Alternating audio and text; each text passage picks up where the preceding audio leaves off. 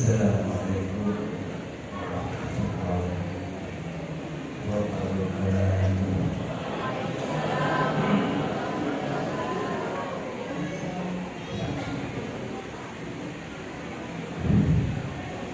Alhamdulillah alladzi hadana li hadza wa ma kunna linahtadiya lawla an hadana Allah. Wassalatu wassalamu ala Rasulillah Sayyidina Muhammad bin Abdillah al-Qadimi al-Qudri Muhammadullah wa ala alihi wa sahbihi wa ala wala haula wala quwwata illa billah. Bismillahirrahmanirrahim. Wa hlul 'uqdatam min lisani yafqahu qawli. Tabiyasin wala tu'asiru bitamin khair. Al-mukarramun wal mukarramun, para masyayikh, para kiai, para ibu nyai, para tokoh masyarakat, para sepuh bini sepuh, wabil khusus Hadratul Mukarram Kiai Ilham dan Siraj, Hadratul Mukarram Kiai Imam Hashim, Hadratul Mukarram Kiai Abdul Rahim, Hadratul Mukarram Kiai Munib, dan para masyayikh yang mohon maaf tidak bisa menyebut nama satu persatu, karena kalau disebut semua nanti harus ngabsen lama. Di samping juga tidak semuanya mengenal nama beliau-beliau. Semoga tidak mengurangi hormat taklim saya kepada para beliau.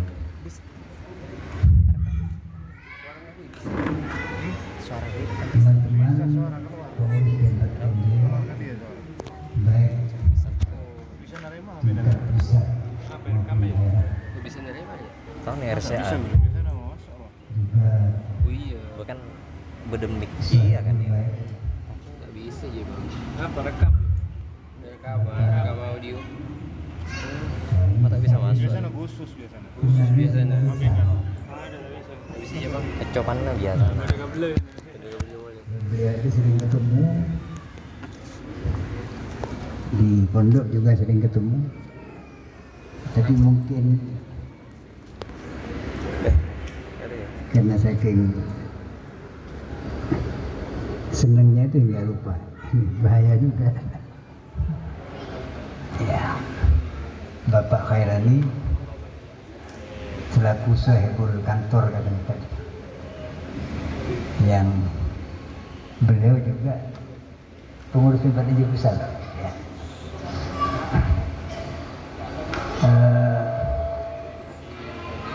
Para sahabat-sahabat dari santri maupun alumni pesantren dari pesantren manapun, dan juga pengurus alumni santri dari pesantren manapun, yang saya yakin juga ada yang hadir, serta teman-teman sekalian, para santri, para putra maupun putri hadirin hadirat yang saya muliakan. Alhamdulillah, bersyukur kepada Allah, di pagi hari ini kita dipertemukan oleh Allah di majelis yang mulia, di mana di majelis ini kita bisa bersilaturahim, berhalal bihalal, yang saya yakin hikmahnya cukup besar. Sebab silaturahim ini katanya bisa mendatangkan keberkahan umur, keberkahan rezeki. Jadi man arada ayyubsata fi umurihi wa yunas fi rizqihi wa yunassa fi umuri falyasir. Jadi kalau kita ingin dilapangkan rezeki kita, diberkahkan umur kita, rajin-rajinlah silaturahim. Dan silaturahim bukan hanya karena ada hubungan darah, tapi saya yakin kita semua ini ada hubungan darah, semua Bani Adam. Jadi ini putranya Nabi semua ini. Tapi lebih dari itu, kita ini sebagai santri ini diikat oleh ikatan keilmuan. Sebab al-ilmu itu katanya rahimun mausul. Ilmu itu adalah rahim, artinya hubungan kekeluargaan yang harus disambung, baik di antara murid dan guru atau di antara sesama santri. Apalagi ini kita ini semuanya santri. Yang santri itu kalau sebagian kiai memberikan ciri-ciri, yaitu pertama al-ihtimam bil furudil ainiyah, mementingkan atau berupaya untuk melaksanakan kewajiban-kewajibannya, khususnya yang fardu ain. Baik kewajiban berupa ibadah mahdoh, ibadah ritual, jadi hubungan kita langsung pada Allah, seperti sholat, puasa, haji dan lain-lain, maupun ibadah sosial, ya, seperti sedekah, infak, zakat, silaturahim. Terutama yang fardu ain. Nah, jadi ini kalau di dalam teksnya disebut al-ihtimam bil furudil ainiyah, memperhatikan dan berusaha untuk melaksanakan fardu ain, maka itu jangan diartikan bahwa santri itu hanya cukup melaksanakan fardu ain saja. Ini tidak benar.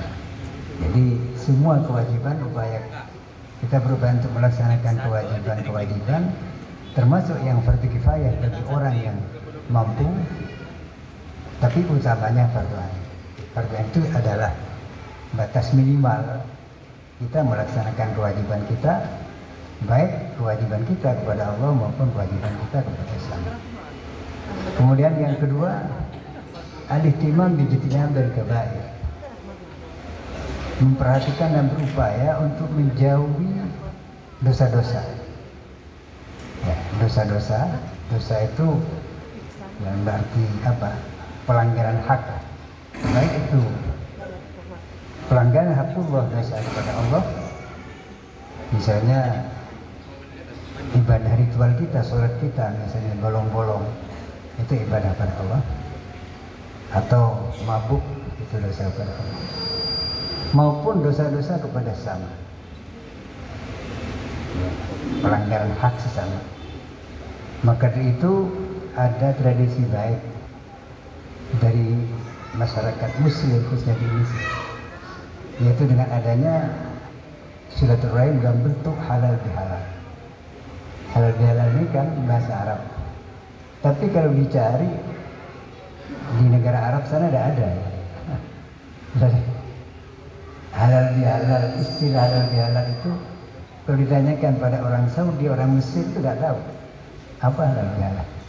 Ini kreativitas kiai-kiai kita. Kiai-kiai kita harusnya GN. Jadi halal bihalal, jadi istilah di tengah masyarakat dikatakan nul. Jadi sudah kita melaksanakan ibadah Ramadan sebulan suntuk, baik puasa, qiyamul lail dan lain-lain, termasuk tadarus, yang dengan itu kita berharap diampuninya dosa-dosa. Jadi man shoma Ramadan wa qamahu imanan wa ihtisaban wa ghufira lahu ma taqaddama min dhanbi. Orang yang melakukan puasa Ramadan dan melakukan qiyam pada bulan Ramadan, artinya ibadah, sholat dan lain-lain, termasuk tadarus, imanan dengan didasari oleh iman, karena percaya bahwa itu perintah Allah, wa ihtisaban dan berharap ridho dan pahala dari Allah. Ghufira lahu ma taqaddama, maka orang itu akan diampuni oleh Allah dosa-dosa. Tentu dosa yang langsung diampuni itu adalah dosa yang terkait dengan hak Allah. Pelanggaran hak Allah dosa kepada Allah. Jadi misalnya kita pernah mabuk dan lain-lain. Khususnya dosa kecil. Dosa kecil itu memang sulit dihindari. Karena itu ketika kita keluar rumah saja, apalagi kalau orang punya rumah di pinggir jalan, di kota, keluar rumah buka mata langsung dosa. Tapi dosa kecil. Tapi dosa kecil itu jangan disepelekan. Sebab menyepelekan dosa kecil itu menjadi besar. Jadi dosa kecil tapi disepelekan, maka menyepelekannya itu adalah menjadikan dosa itu menjadi besar. Sebab itu menjadi suul adab kepada Allah. Jadi ketika kita melakukan dosa kecil, jangan kita mengatakan ya hanya itu, hanya dosa kecil, jangan dihangatkan. Tetap saja yang namanya dosa itu api ya. Kita disundut rokok saja reng-rengan. Apalagi. Jadi dosa itu jangan dipilah-pilah kecil. Kalau bisa, seandainya bisa kita tidak berbuat dosa. Tapi karena memang sulit menghindari dosa, maka ya minimal seperti tadi ijtinabul kabair menjadi. Untuk itu dosa-dosa besar. Kalau dosa kecil seperti tadi dikatakan, kalau kita melakukan ibadah, terutama ibadah Ramadan, bahkan sholat, apalagi haji dan umrah, itu bisa menghapus dosa-dosa, tentu dosa-dosa kecil. Dan khususnya dosa-dosa yang terkait dengan Tuhan. Tetapi dosa kepada sesama ini tidak bisa terhapus dengan sendirinya dengan modal puasa Ramadan dan ya. Jadi misalnya gini, kita punya utang, kemudian waktu hari raya kita silaturahim halal bihalal, mau utang tidak bisa.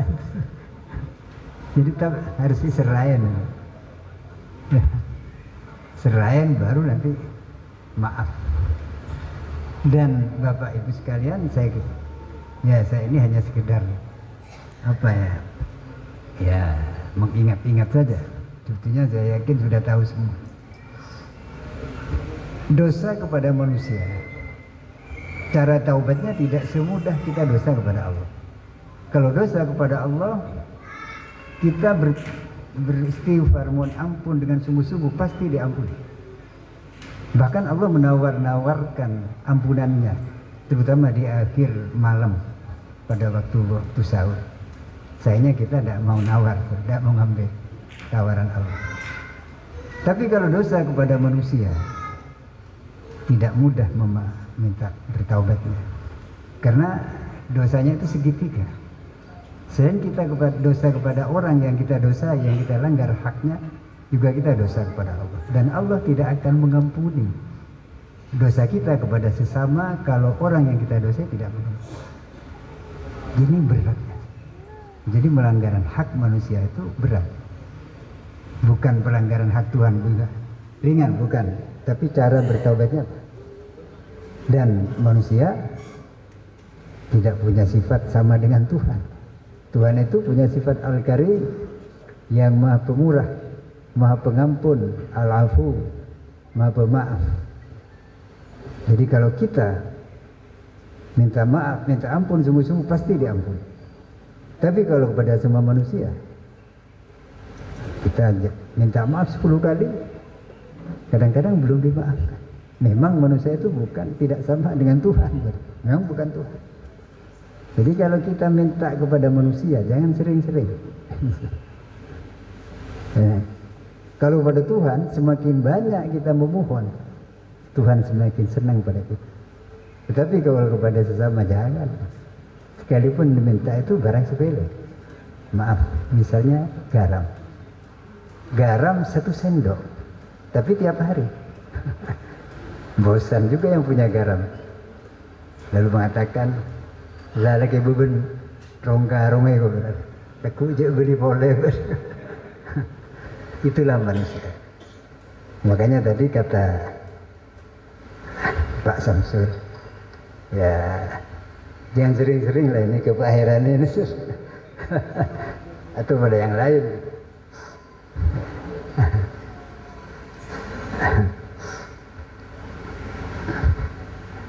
Jadi ini halal bihalal dalam apa? Ya saya kira sangat penting bagi kita. Tentunya berhalal bihalal ini jangan hanya ketika Syawal. Ya, memang Syawal itu momen yang pas ya untuk berhalal bihalal sebagai penyempurnaan terhadap ibadah Ramadan kita. Tetapi halal bihalal ini tentunya harus kita lakukan kapan saja. Misalnya ketika kita ketemu orang, teman atau orang yang kita kenal, sebaiknya kita mohon maaf. Ya, tapi kadang-kadang sering disalah pahami. Kita ketemu dan ya ada ombak, ada angin, langsung mohon maaf. Ini apa ya? Dicurigai saya. Ya, jangan. Tapi sebaiknya kita mohon maaf. Jadi sekali lagi jangan membatasi memohon maaf itu pada bulan Syawal. Terutama kalau kita yakin bahwa kita ini sudah punya kesalahan. Dan tentu kalau kepada Allah setiap waktu kita selalu mohon maaf. Bapak Ibu sekalian yang saya hormati, terkait dengan kepengurusan PJ yang barusan dilantik. Untuk itu saya ingin menyampaikan terima kasih yang sebesar-besarnya pertama kepada pengurus 4NJ yang dimisioner atau yang sudah sempurna tugas, sekalipun ini format baru tapi masih stok lama gitu. Rupanya Ustadz Khalili ini karena semangatnya berapi-api. Ini disenangi. Ya entah sampai kapan. Jadi kalau terus semangat, insya Allah nanti 10 periode. Tapi kasihan juga ya. Kalau 10 periode itu berarti 50 tahun. Ya. Tapi memang begitu. Tim 4NJ ini adalah organisasi segala populernya itu organisasi pengabdian, nirlaba. Jadi tidak ada syai'unnya gitu. Tapi syai'unnya itu nanti di akhirat insya Allah gitu. Tapi saya yakin kalau kita mengabdi dengan ikhlas, tentu dengan benar juga. Jadi pengabdian yang benar sesuai dengan ketentuan-ketentuan syariat. Sebab kalau tidak sesuai dengan ketentuan syariat, sekalipun ikhlas itu percuma. Jadi harus pertama sesuai dengan ketentuan syariat, dan tapi saya yakin P4NJ ini karena ini adalah bentuk pengabdian berjamaah. Jadi organisasi itu adalah berjamaah. Jadi Islam itu menganjurkan berjamaah. Sehingga dikatakan la Islam illa berjamaah. Islam itu tidak bisa tegak kecuali dengan berjamaah. Tapi maaf, bukan jamaah Islami. JI. Itu nanti ngebom itu. Jadi jamaah itu harus jamaah yang ta'awanu 'alal birri wat taqwa. Yang wadah untuk ta'awun, untuk tolong-menolong 'alal birri atas kebajikan dan ketakwaan. Untuk membina bukan binasakan. Ya. Untuk merangkul bukan untuk memukul. Jadi itu berjamaah kita. Itu karakter Islam sebagai yang ciri khasnya itu adalah rahmatan. Jadi Islam itu menganjurkan sekali berjamaah. Jadi la Islam illa berjamaah. Dalam segala hal, bukan hanya dalam sholat, tapi dalam segala aspek kehidupan. Dalam keluarga tentu itu berjamaah. Di dalam suatu RT atau RW itu hidup berjemaah, berbangsa bernegara itu berjemaah, bahkan PBB itu sendiri adalah berjemaah. Manusia itu memang fitrahnya itu memang fitrah sosial, sebagai makhluk sosial yang saling butuhkan satu sama lain. Islam sebagai agama fitrah maka menganjurkan untuk bersosial, untuk berjemaah. Nah, jadi ini maka berjemaah itu tentu seperti saya katakan tadi, pertama harus sesuai dengan perintah Allah, artinya bukan di dalam keburukan. Jadi berjamaah. Nah, kalau korupsi berjamaah ya, ini kan. Itu biasanya kalau berjamaah atau tolong menolong di dalam hal yang buruk itu pasti ada akhirnya. Kalau tidak berakhir di dunia, berakhir di akhir. Jadi gimana itu?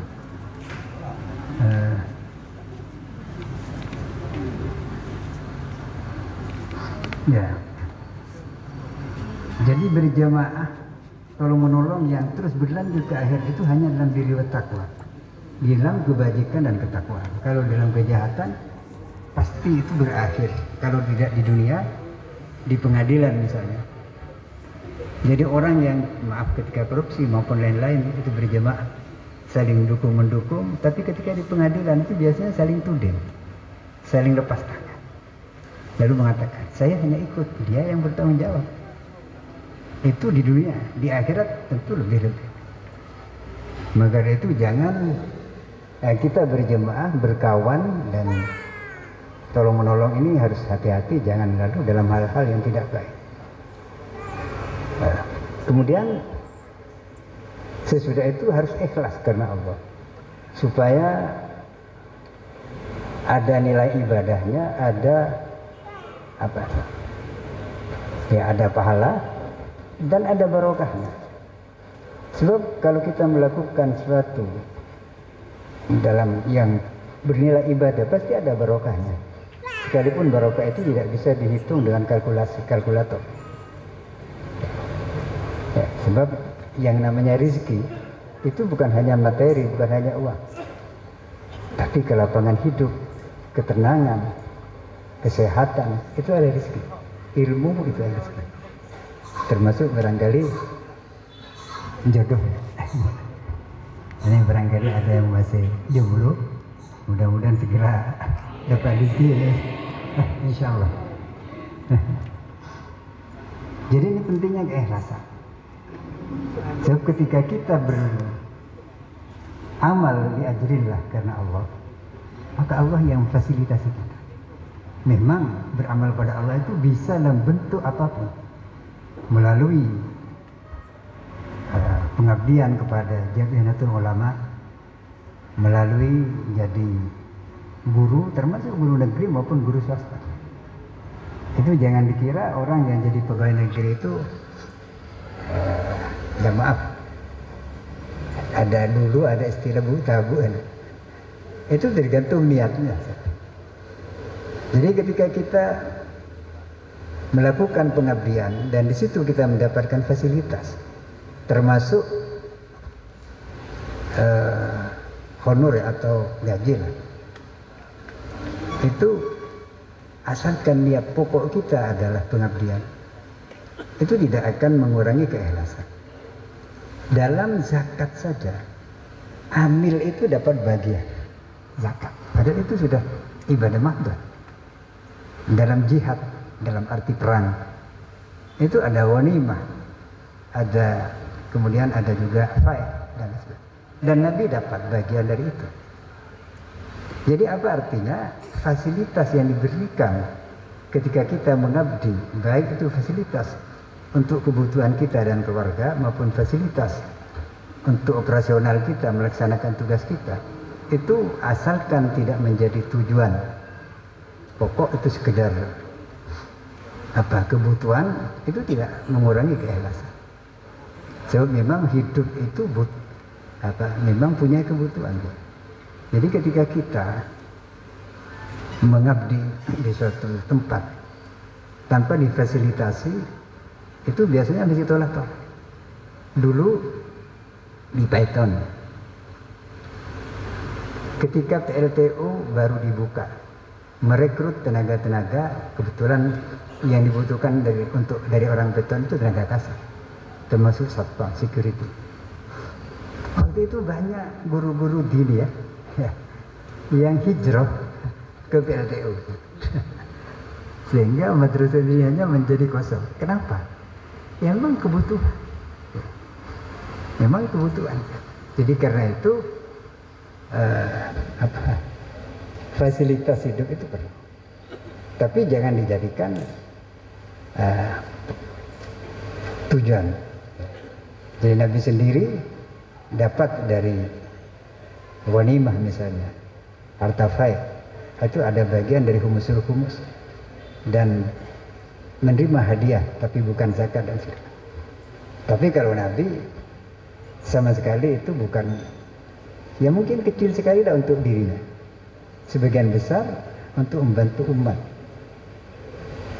Bahkan Nabi itu kadang-kadang ketika ada orang minta bantuan, ketika beliau tidak punya, itu janji dulu, nanti kembali lagi. Bahkan kalau punya utang, bisa berutang, utang.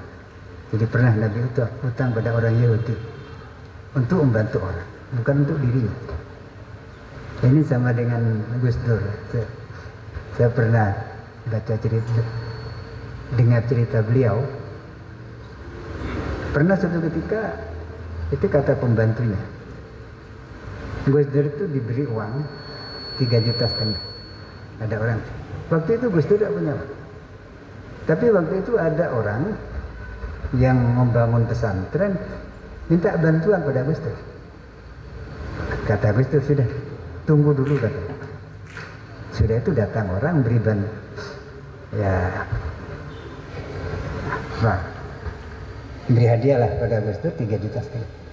Langsung oleh Gus Dur itu diterima, kemudian diserahkan pada orang yang minta bantuan. Kata pembantunya, Gus, sampean itu kan tidak punya uang.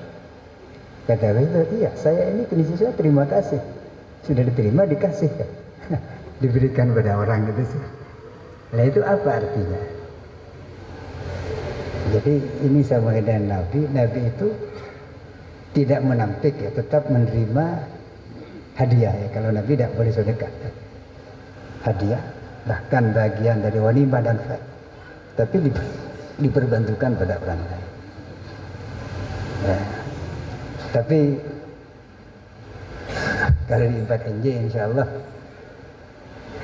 ini Pak Holil ini jadi pusing nanti. Kalau harus memfasilitasi. Jadi kita memfasilitasi diri saja gitu. Tapi insya Allah ada barokah insya Allah. Ya mungkin 4NJ tidak bisa memberikan syai'un itu, tapi kalau kita ikhlas, Allah yang akan memfasilitasi kita. Seperti dalam pengabdian-pengabdian yang lain. Bapak Ibu sekalian, khususnya teman-teman pengurus 4NJ, selain ikhlas, maka pengabdian itu juga harus disertai dengan tanggung jawab yang dibuktikan dengan kesungguhan dan kerja keras. Jadi kalau kita hanya bermodalkan ikhlas tapi tidak sungguh-sungguh ya, tidak mau kerja keras, itu pelarian dari bagi orang yang malas. Jadi ikhlas itu jangan dijadikan alasan untuk malas. Sebab dulu pernah ada santri ya, badannya besar. Waktu itu kerja bakti ngangkut batu merah, peta. Dia ngangkut 2. Tangan kanannya pegang 1, tangan kirinya 1. Ditegur oleh temannya, kamu tuh badanmu itu besar. Kenapa kamu hanya ngangkut 2? Mestinya kamu 10 katanya. Dia jawab, ini keikhlasan saya. Jadi ikhlas itu dibuat alasan untuk bermalas-malas. Ikhlas bukan bermalas-malas. Ikhlas harus kerja keras. Bahkan kalau kita berkaca kepada Nabi itu, saya yakin beliau itu pasti ikhlas. Tapi beliau kerja kerasnya bukan main. Baik dalam ibadah ritualnya seperti sholat. Misalnya Qiyamul Lail, Nabi itu kalau sholat berjamaah dengan para sahabat biasa, artinya tidak terlalu panjang, tapi tidak seperti tarawih kita yang kadang-kadang 7 menit selesai.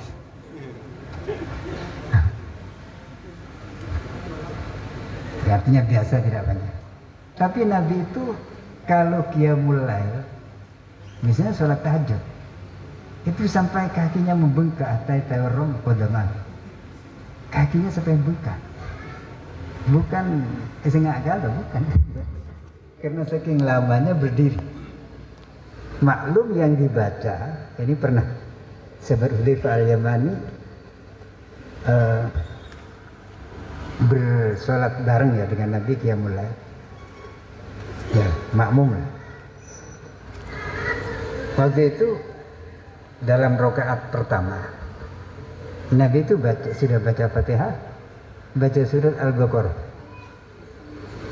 Ya. Kata sahabat Hudzaifah, oh barangkali nanti selesai Al-Baqarah, selesai rukuk sujud. Ini santrinya Nabi.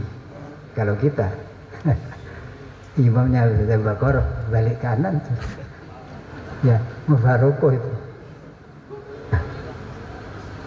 Tapi sahabatnya Nabi itu hanya berbisik di hatinya.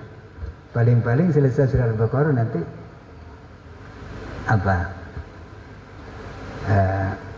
selesai rukuk. Ternyata apa? Meleset sangkan sahabat Abi Hudzaifah itu, Hudzaifah al-Yamani.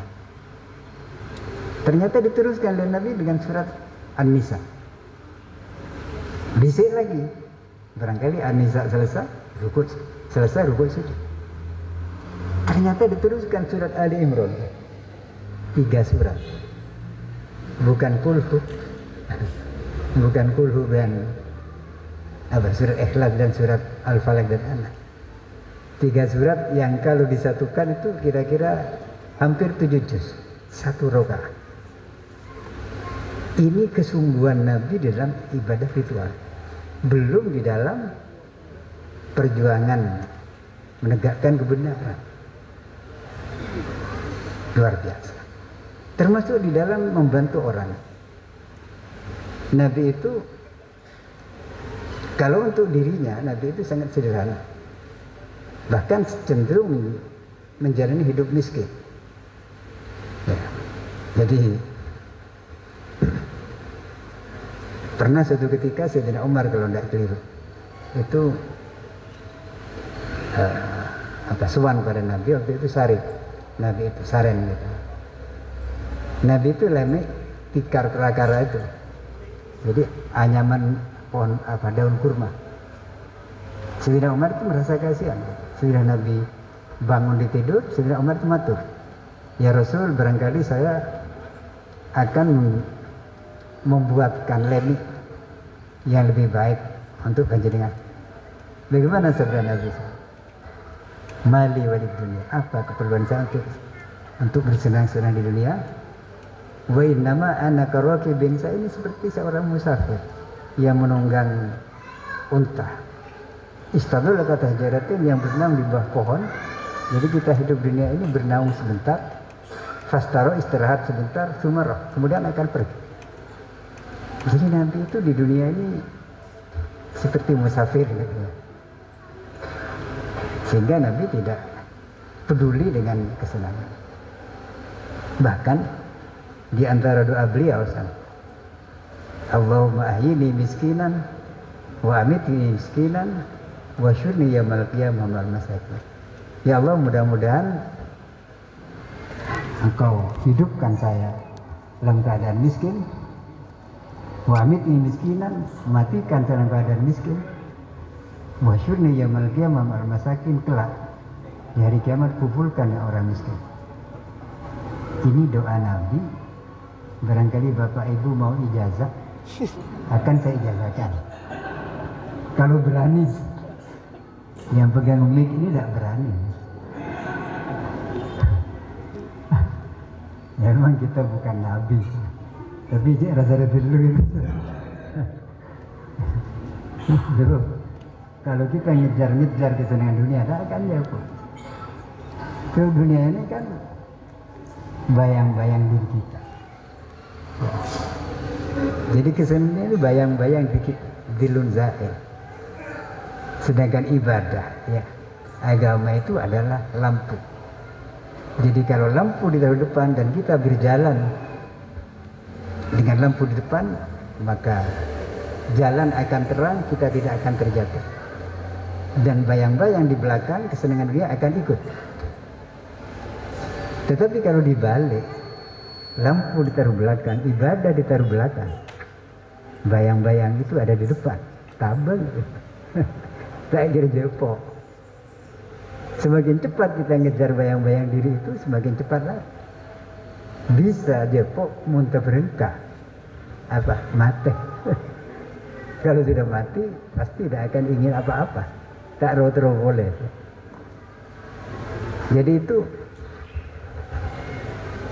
prinsip hidup yang seharusnya kita miliki kalau kita itu mengaku sebagai santri beliau. Sebab kita ini secara tidak langsung santri beliau, santri Nabi.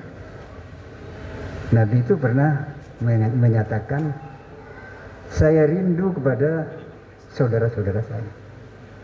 Sahabat bertanya, ya Rasul, bukankah kami ini adalah saudara panjenengan? Bukan kamu. Kamu itu sahabat saya.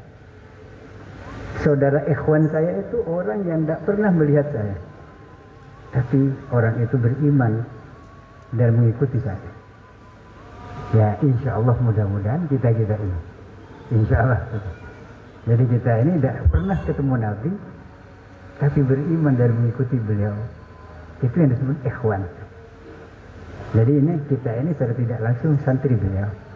Sekalipun kalau suruh niru persis ya tidak bisa. Jadi itu Bapak Ibu sekalian, ikhlas bukan berarti malas. Ikhlas harus kerja keras.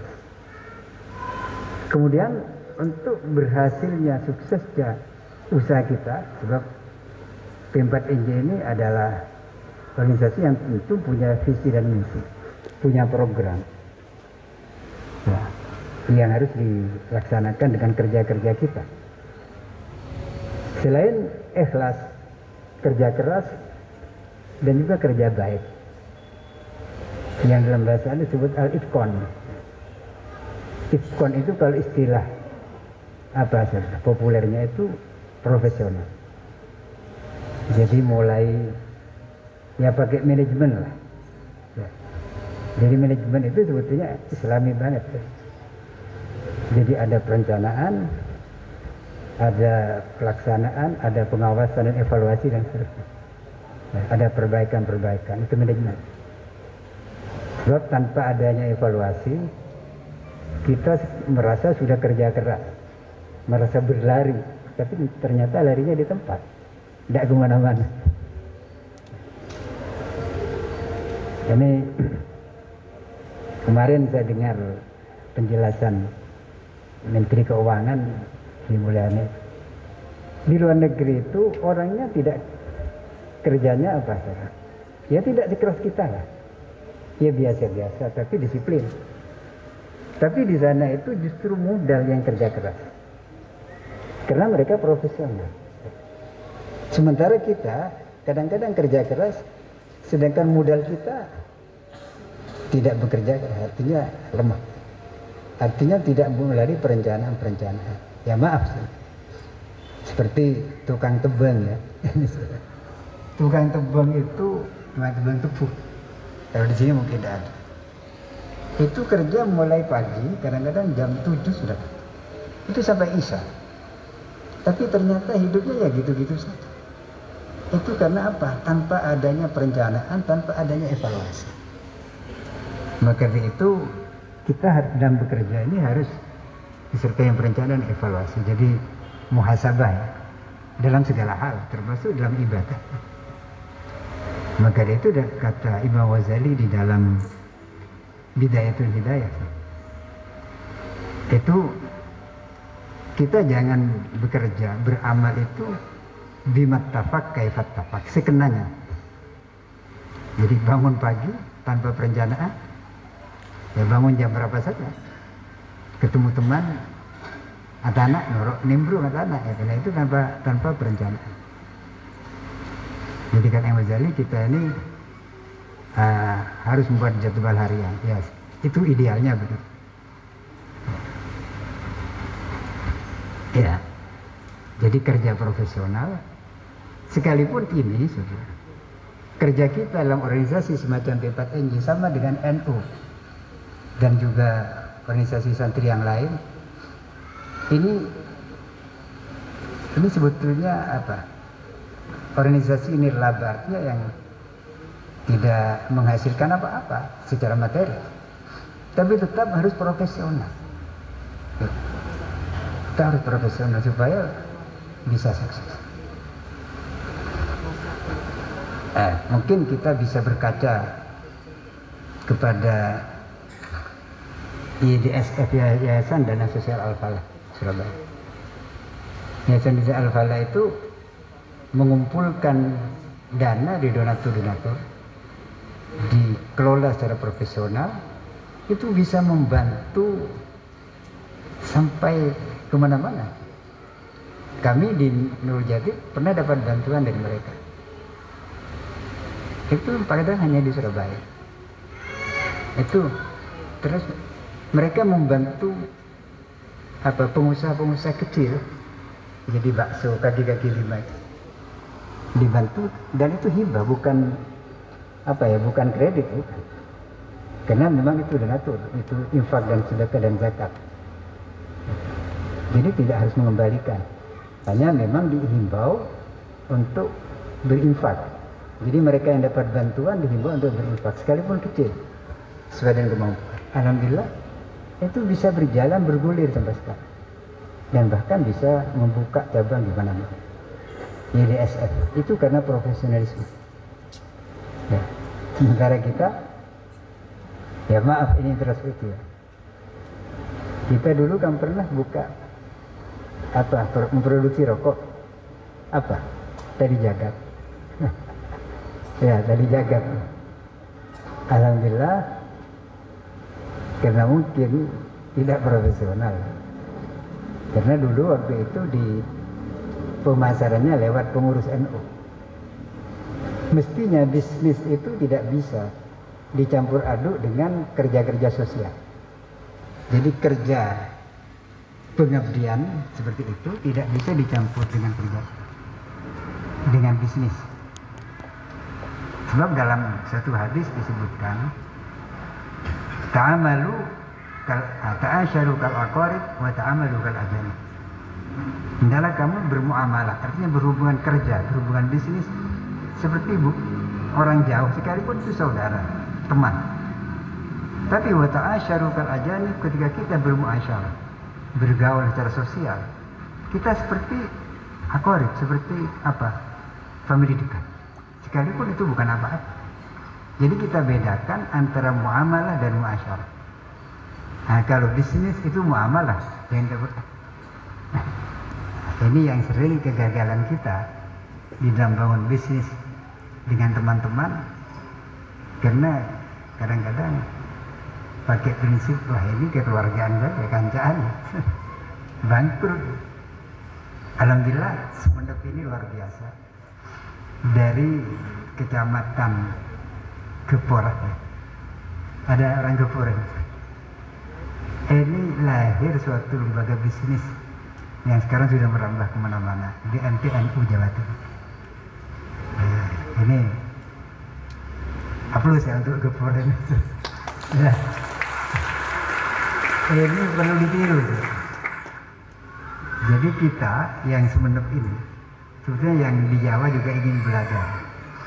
Yang Sumenep ini barangkali bisa belajar ke sana dalam usaha bisnis. Menurut cerita pengurusnya, memang itu didedikasikan untuk NU. Jadi di MTNU Jawa Timur bukan Jami NU yang mendirikan, tapi orang NU. Kebetulan alumni Sukorejo sebagian yang saya kenal. Itu tapi orang NU itu tidak boleh intervensi. Ya. Jadi orang NU mau ngatur-ngatur apa, tidak boleh. Jadi bisnis. Ya. Organisasi. Jamiah. Akhirnya bisa berkembang seperti ini. Nah, kami di Python pernah meniru buat BMT pertama di Probolinggo di Python, kemudian di daerah Gending sana, alhamdulillah tutup semua. Ya inilah penyakitnya santri. Ya, kami masih ingin belajar, termasuk di Situbondo, di Jember ya.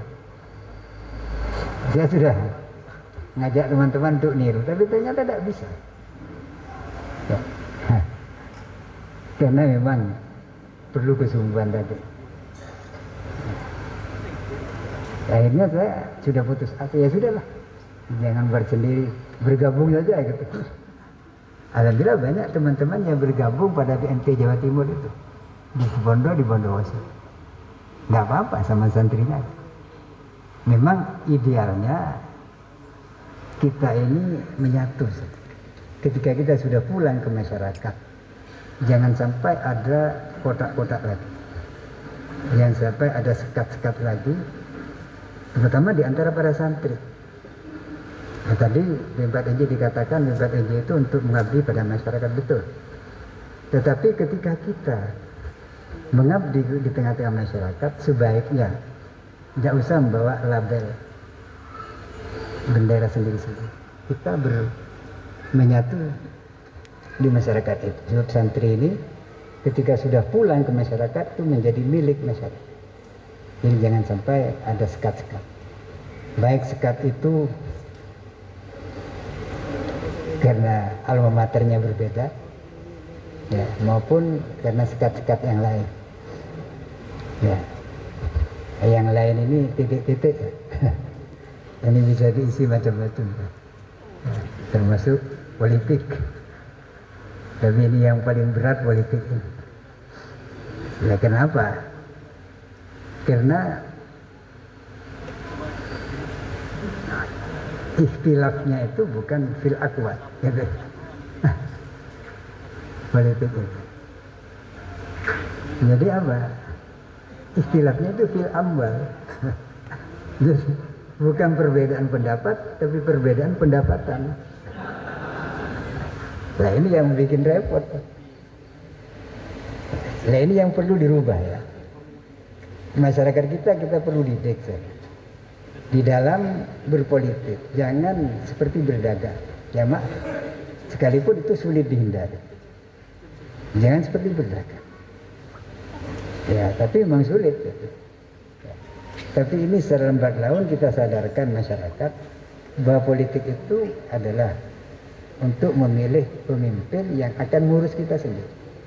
Jadi jangan sampai kita memilih karena apa? Salah pilih karena gara-gara.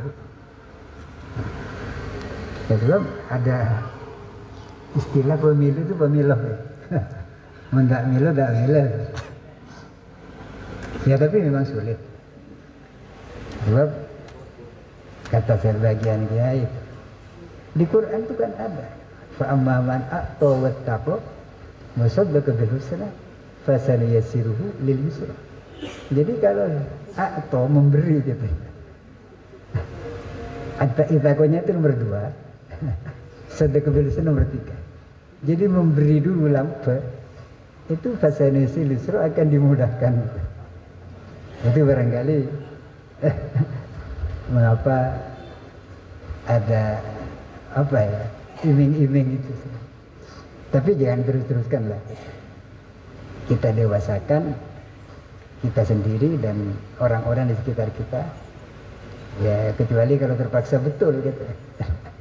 So memang di dalam harb atau perang atau politik itu kadang-kadang seperti persaingan dan bisa saja seperti perang. Itu bisa khid'ah.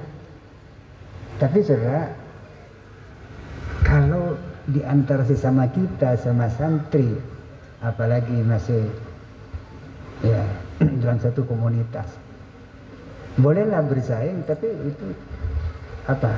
Untuk mencari siapa yang paling terbaik, bukan bersaing untuk menjatuhkan. Ini yang perlu dijaga.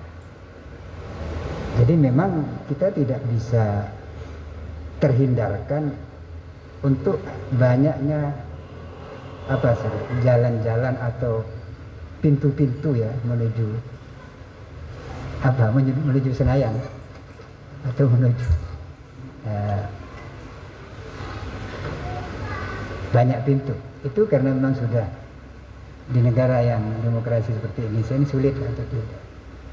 Dulu Gus Dur itu pernah ketika masa reformasi, Gus Dur itu membuat ya dengan beberapa ulama, karena NU itu diharapkan hitoh, diharapkan hitoh betul gitu.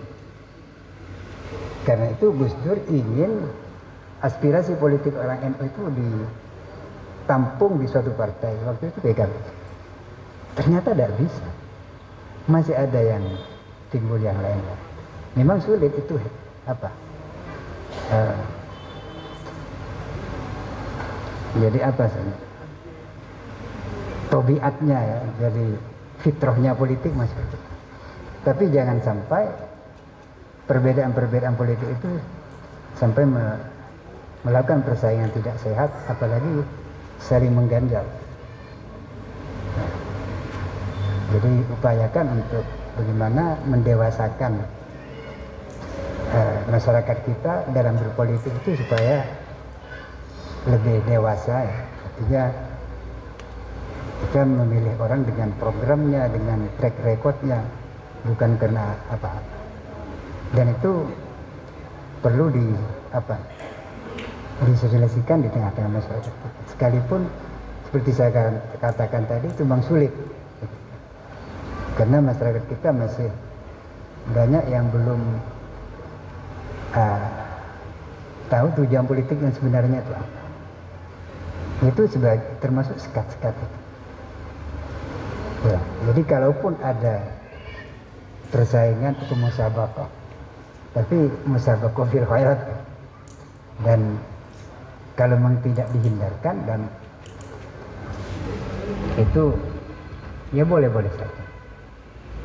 Jadi barangkali kita meniru ya, pesan Sayyidina Yakub kepada putra-putranya ketika beliau mencari Nabi Yusuf di Mesir. Dan Nabi Yusuf itu kan ya katakan hilang dari keluarga. Akhirnya ada informasi ada di Mesir. Nah, putra-putranya Nabi Yusuf, Nabi Yakub, saudaranya Nabi Yusuf itu kan diperintahkan untuk mencari Nabi Yusuf di Mesir. Nabi Yakub berpesan begini, la tadkhulu min abwabin wahidin wadkhulu min abwabin mutafarriqah. Kalian jangan masuk dalam satu pintu, tapi masuk dari berbagai pintu. Pintu boleh berbeda, jadi di sini ada berapa pintu, tapi tujuannya satu, bagus. Nah, tapi pintu satu saling mendahului, tujuannya tidak satu, nah ini yang repot. Jadi ini, tapi saya yakin kita sebagai santri itu pasti visi dan misi hidup kita itu sama. Kita itu sebagai santri ya, pertama ibadah pada Allah, yang kedua khidmah, mengabdi kepada sesama, ya, kepada sama masyarakat, yaitu melalui dakwah, pendidikan, dan pengkaderan dan pemberdayaan dalam segala hal, termasuk pemberdayaan ekonomi. Jadi Bapak Ibu sekalian, khususnya teman-teman P4NJ yang barusan terlantik, dan yang terakhir, yang pertama tadi kerja ikhlas, kerja keras dan kerja baik. Yang terakhir kerjasama. Kerjasama itu kita membuat jaringan Kita tidak mungkin sukses sendirian, tidak. Apalagi tantangan kita itu bukan kecil, bukan lokal lagi, tapi sudah regional bahkan global. Sekarang modal-modal besar itu masuk ke daerah-daerah kita. Ya, seperti misalnya, maaf, ini kita bukan anti itu, bukan anti konglomerat. Seperti Indomaret, Alfamart, kita tidak tahu itu siapa. Ya. Tapi mereka itu bisa masuk ke kampung-kampung kita. Alhamdulillah kalau di Semenuk itu tidak begitu banyak. Kalau di Probolinggo, Masya Allah. Di Tanjung itu ada 2, satu Alfamart, yang satu Indomaret. Ya. Kemudian ke barat sedikit ada lagi berarti di Python banyak. Tapi di sini alhamdulillah nampaknya sedikit. Nah itu sebetulnya kita tidak tahu itu milik siapa. Itu adalah tantangan kita. Ya, kita ini sebetulnya kalau bisa membuat jaringan, ya sekalipun repot karena bareng-bareng dengan orang banyak, itu insya Allah daripada kita beli milik orang lain, ya memberi keuntungan pada orang lain. Dan kita tidak tahu untuk apa keuntungan itu. Nah, lebih baik kita membuat usaha bersama, ya seperti yang dirintis di Semenuk ini melalui apa itu? BMT NU Jawa Timur itu. Hanya sekarang untuk swalayan masih belum ada. Swalayan apa? Retail seperti Indomaret, Alfamart. Barangkali kalau dirintis bersama-sama, dan itu semua santri saya kira, bukan hanya satu pesantren, itu insya Allah asalkan profesional, kuncinya di profesionalisme, insya Allah bisa. Dan sekarang sudah ada beberapa pesantren yang bergabung, ada 17 Pak, di Habit Trend, Habit 17. Ada 17 pesantren yang bergabung untuk melakukan usaha bersama. Yang kebetulan salah satu pengurusnya itu Kiai Hamid Wahid dan Faiz Abdul Haq, di samping beberapa kiai di pesantren-pesantren lain, termasuk Kiai Abdul Ghafur yang di Gresik itu sudah ada, dan banyak seperti itu.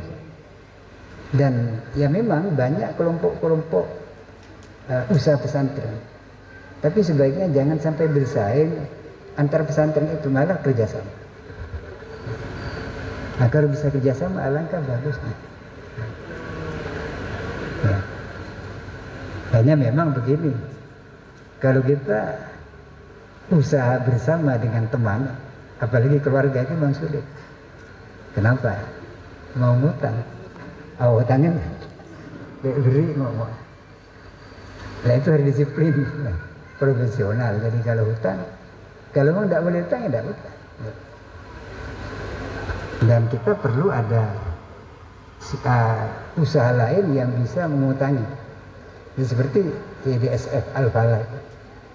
Jadi kalau seperti BMT atau swalayan, kalau memberi hutang kepada masyarakat bangkrut. Jadi sebaiknya ada wadah lain yang bisa memberikan hutang kepada warga masyarakat yang membutuhkan, seperti Yayasan Dana Sosial Al-Falah. Jadi itu tantangan kita ke depan kira-kira seperti itu, dan ini akan terus berkembang. Ojek apa tadi? Sepeda motor itu ojekan ya. Sekarang sudah berskala nasional bahkan internasional. Nah, kalau kita tidak berangkat situ agak sulit juga. Jadi ini memang berjemaah, adanya kebersamaan, kerjasama dan jaringan. Bapak Ibu sekalian saya hormati, dan yaitu usaha, tapi tentu sekeras dan sekuat apapun usaha yang dilakukan manusia, tanpa pertolongan Allah tidak akan bisa. Oleh karena itu ikhtiar wajib, ya, usaha wajib, tapi mengandalkan tawakal pada Allah disertai dengan doa itu merupakan satu keharusan.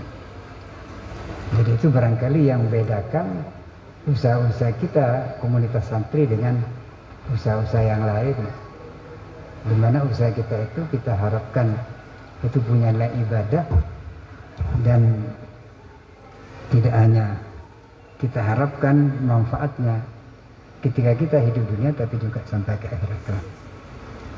Barangkali itu Bapak Ibu sekalian yang saya hormati, yang bisa saya sampaikan sebagai ungkapan kegembiraan saya atas terlantiknya pengurus baru. Tapi seperti saya katakan tadi, kerja ikhlas, kerja keras, kerja baik, dan kerjasama bukan hanya internal P4IJ, tapi juga dengan eksternal, khususnya di antara sesama pondok pesantren. Ya, barangkali itu mohon maaf kalau sambutan ini ngalor ngidul. Ya, karena itu memang suatu refleksi dari saya atas kegembiraan terlantiknya pengurus yang baru. Karena itu dengan sepenuh kerendahan hati atas segala kehilafan dan kurangnya saya mohon maaf, dan kepada Allah lah kita memohon, dan kepada Allah juga kita bermasrahkan segala urusan. Akhirnya hadanallahu ma fi khair wassalah wallahu muwaffiq ila thariq. Assalamualaikum warahmatullahi wabarakatuh.